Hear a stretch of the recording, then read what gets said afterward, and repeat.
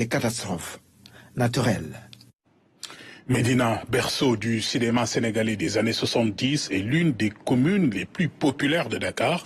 Aujourd'hui, son visage s'efface sous les assauts d'une urbanisation galopante, vous allez le voir. Occupation anarchique, promiscuité et disparition des maisons familiales au profit d'immeubles surpeuplés. Les habitants, acculés par ce bouleversement, tentent de préserver leur identité avec les moyens du bord. C'est un reportage signé Papa Babacardo. Quand le vieux Ousmane plonge le regard dans ses pensées, ses souvenirs sont obturés par la forte urbanisation et l'hégémonie de l'activité économique dans son cher quartier de la Médina. Je suis né ici. À l'époque, il y avait beaucoup de baraques. Ça montre que le quartier a beaucoup changé. Mais la promiscuité qu'on observe actuellement à la Médina est assez remarquable. C'est une situation exceptionnelle. Des immeubles et commerces supplantent les maisons familiales. À la rue 9, angle 12, elles sont moins d'une dizaine de concessions à résister aux tentations d'un urbanisme tentaculaire. Actuellement, il n'y a que les jeunes qui gèrent les maisons familiales. La majorité finissent par vendre leurs maisons ou les mettre en location.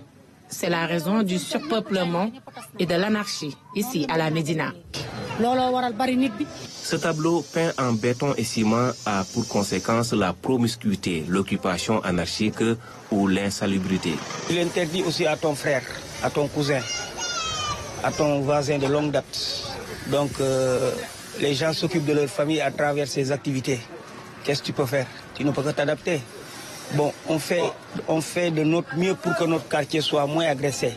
En Garaf, les populations se mobilisent. Elles privilégient le dialogue grâce à l'assistance des chefs coutumiers ou des autorités communales.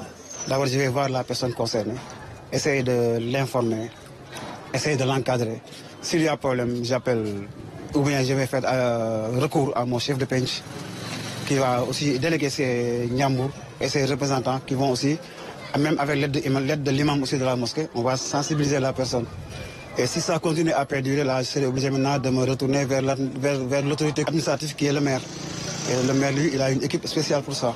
Devant l'absence d'une assiette foncière, les habitants préconisent une implication de l'État et la modernisation des infrastructures socio-économiques. Il faut que les marchés nous renouvellent.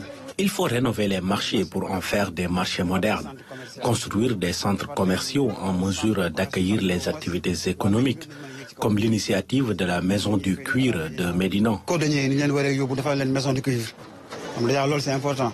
À la Médina, les populations peuvent jouer un rôle crucial dans l'amélioration de leur cadre de vie. Un premier acte s'impose cependant. Il s'agit de la mise en place d'un conseil de quartier en adéquation avec les exigences d'une gouvernance de proximité.